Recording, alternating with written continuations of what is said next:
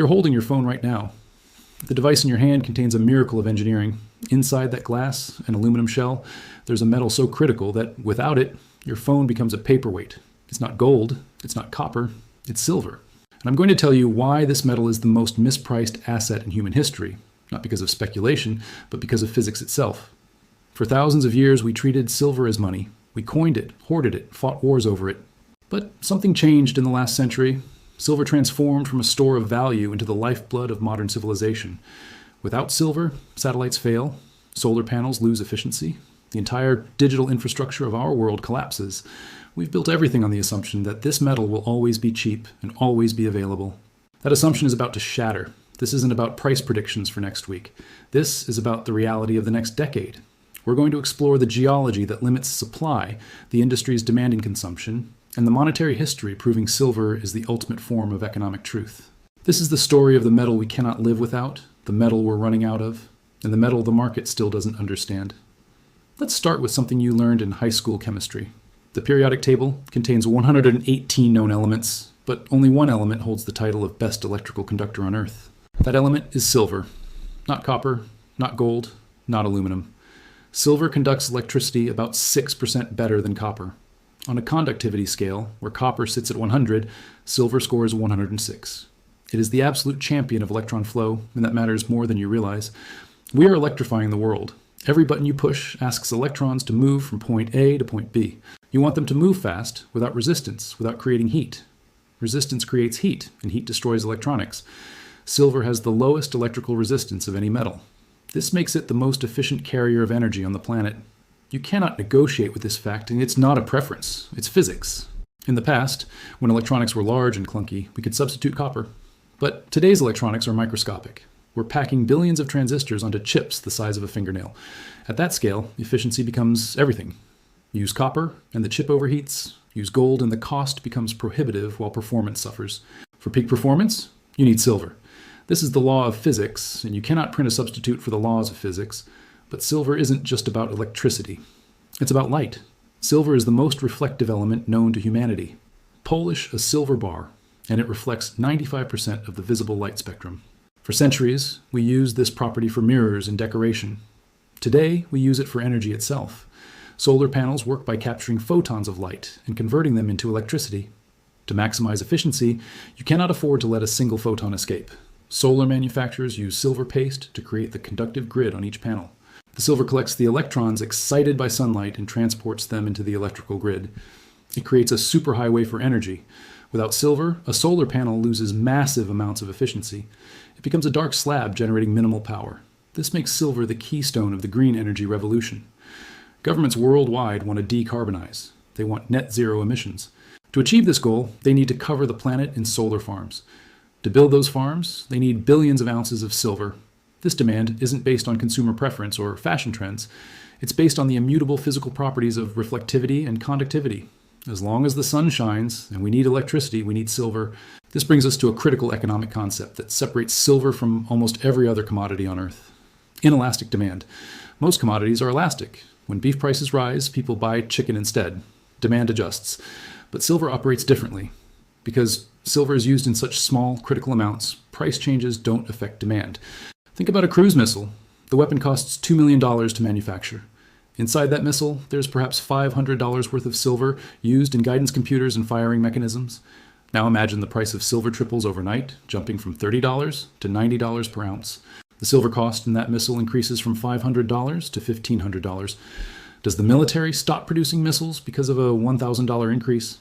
Absolutely not. The missile still costs roughly $2 million. The increase is a rounding error. But without that silver, the missile doesn't function at all. This is what I call the salt in the soup theory. Silver is the salt. The missile is the soup. You only need a pinch of salt. It's cheap relative to the entire meal, but you cannot make edible soup without it. So you'll pay any price for that salt because the cost of omitting it is ruining the entire dish. This principle applies to iPhones, Tesla vehicles, MRI machines, and thousands of other products. Industrial users of silver aren't price sensitive. They're performance sensitive. They need the metal to make their products function. This means silver could rise to $500 or even $1,000 per ounce, and Apple would still purchase it. There's no price ceiling where demand naturally destroys itself. This is what makes the upside potential so explosive. The price can rise dramatically without killing demand because the metal represents such a tiny fraction of the final product cost. Now the skeptics always say the same thing. Surely technology will find a substitute. We always find substitutes, don't we? We replaced whale oil with kerosene. We replaced copper wires with fiber optics for telecommunications. But here's the truth.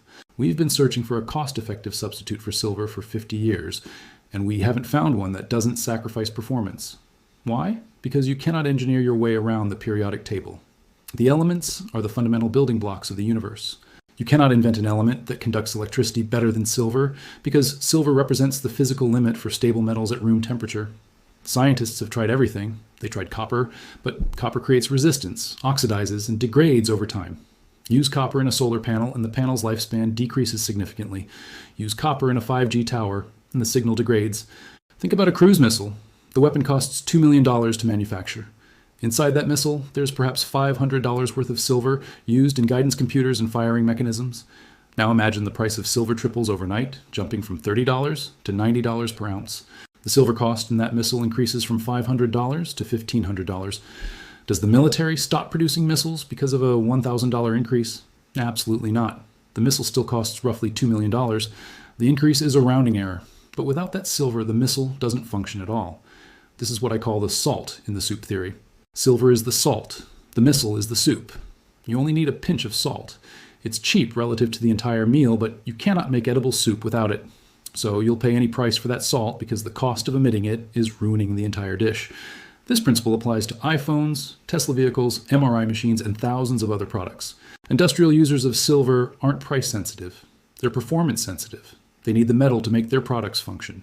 This means silver could rise to $500 or even $1,000 per ounce, and Apple would still purchase it. There's no price ceiling where demand naturally destroys itself. This is what makes the upside potential so explosive. The price can rise dramatically without killing demand because the metal represents such a tiny fraction of the final product cost. Now the skeptics always say the same thing. Surely technology will find a substitute. We always find substitutes, don't we? We replaced whale oil with kerosene. We replaced copper wires with fiber optics for telecommunications. But here's the truth. We've been searching for a cost-effective substitute for silver for 50 years, and we haven't found one that doesn't sacrifice performance. Why? Because you cannot engineer your way around the periodic table. The elements are the fundamental building blocks of the universe. You cannot invent an element that conducts electricity better than silver because silver represents the physical limit for stable metals at room temperature. Scientists have tried everything. They tried copper, but copper creates resistance, oxidizes, and degrades over time.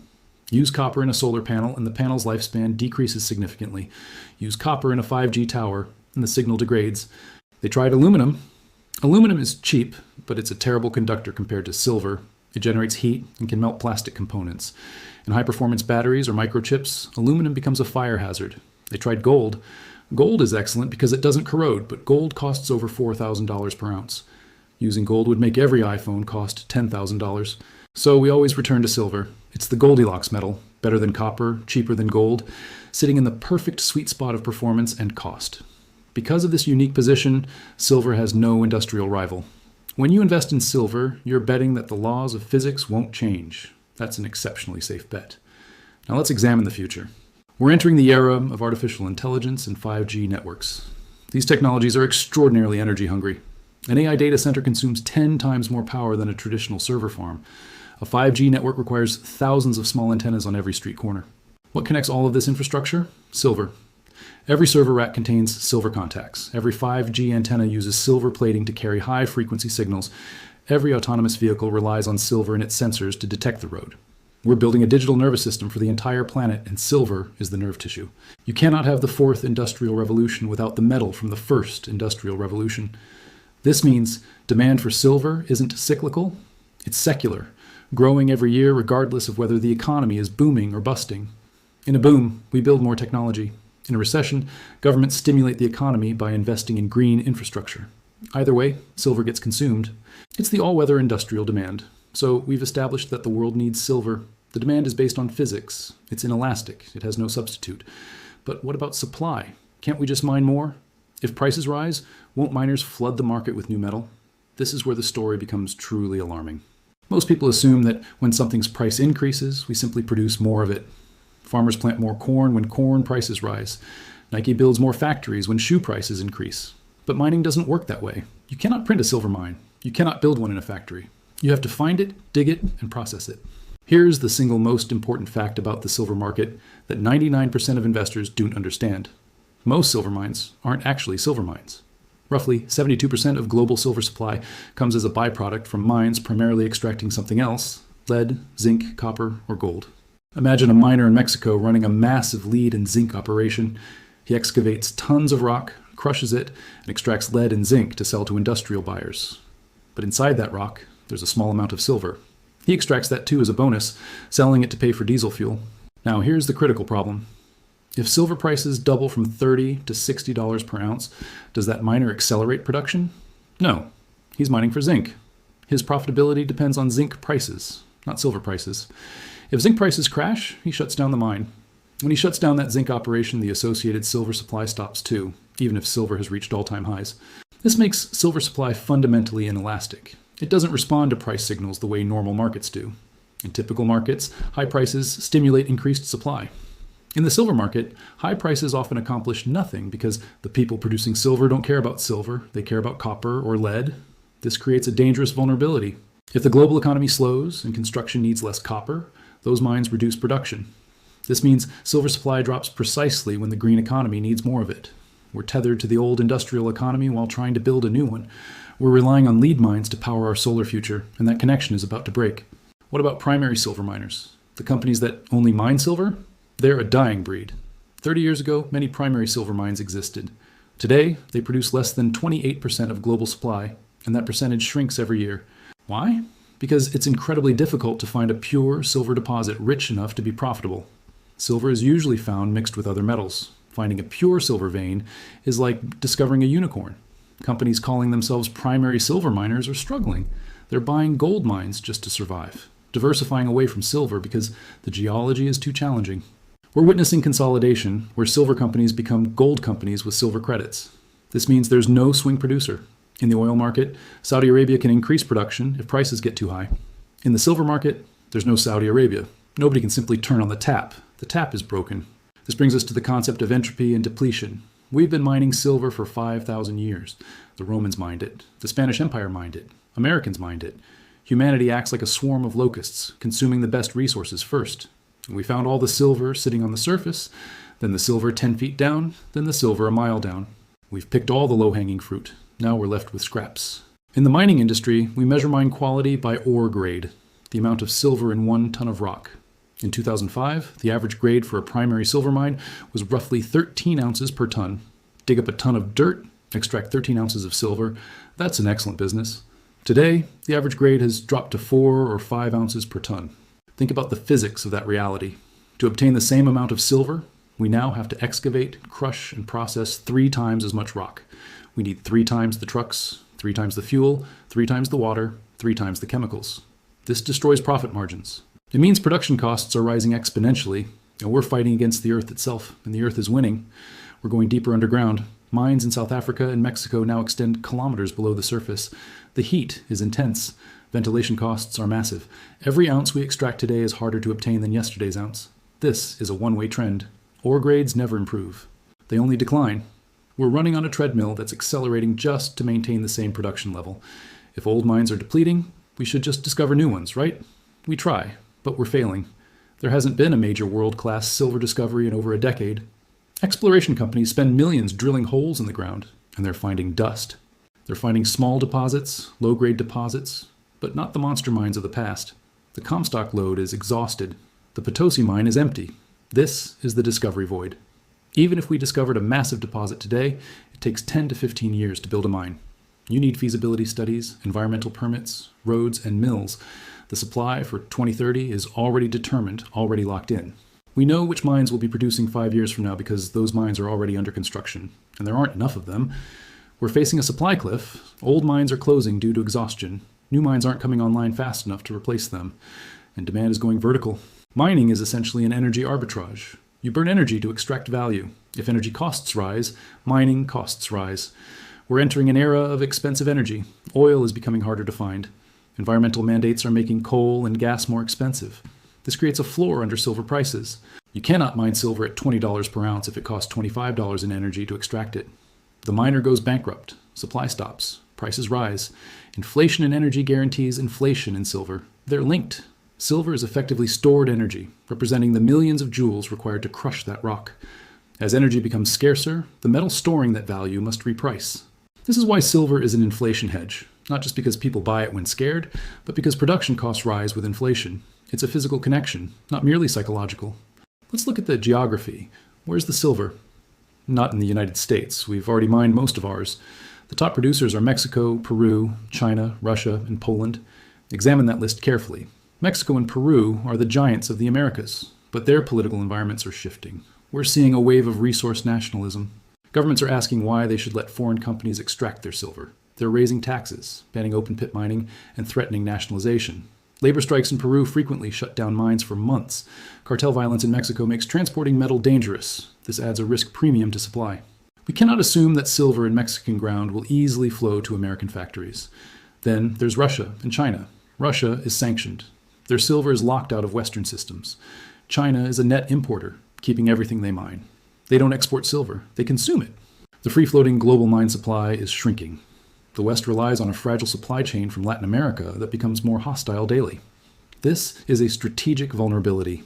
If war breaks out or trade conflicts escalate, silver supply could be severed overnight. We don't maintain a strategic stockpile. We rely on imports. We're living hand to mouth. The geology is broken. The mines are depleting. The byproduct curse prevents supply response. The geopolitics are dangerous. But surely there's abundant silver above ground. Surely we can recycle our way out of this crisis.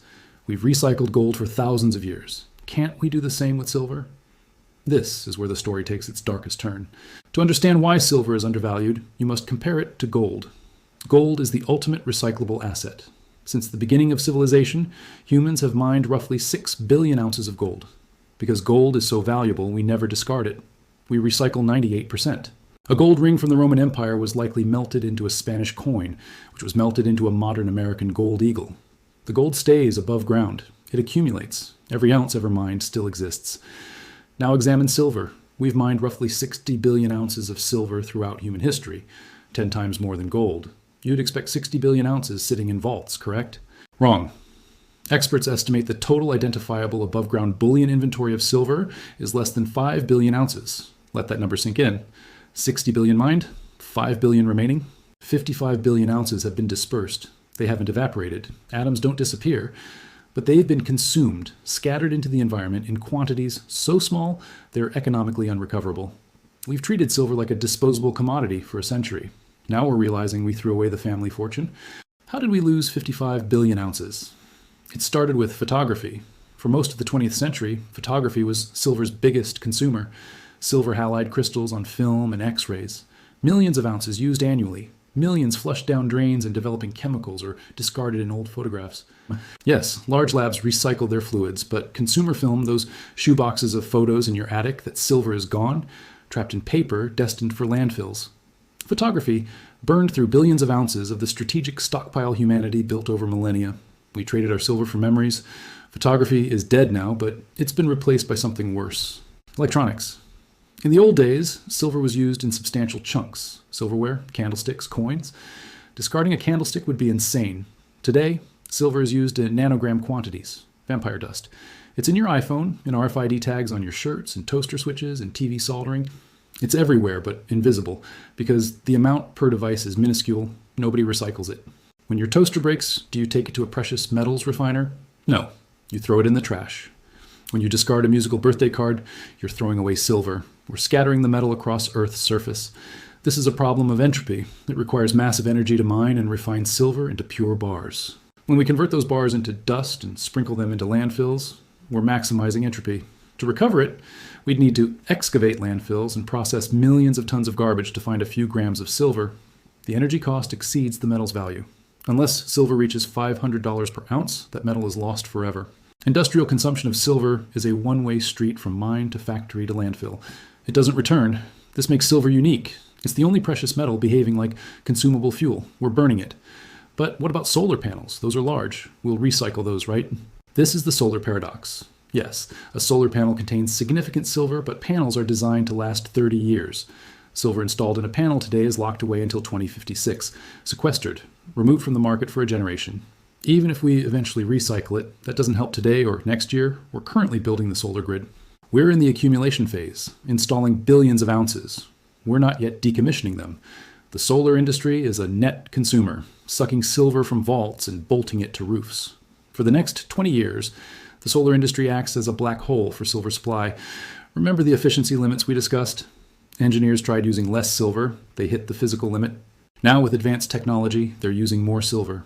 The black hole is intensifying. We've mined it all. We've discarded most of it, but surely governments maintain reserves. Surely the United States has a strategic silver stockpile for emergencies. They did. In the 1950s, the U.S. government held over 3 billion ounces of silver, the largest stockpile in history. Then they decided silver was useless. They demonetized it, removing it from coins in 1964, and started selling. For 30 years, the U.S. government dumped silver onto the market, suppressing prices by flooding the world with America's savings. By 2002, the Defense Logistics Agency announced the stockpile was effectively zero. We sold everything. Nothing remains. Today, the U.S. government is a net buyer. They must purchase silver to mint coins. They must buy silver for weapon systems.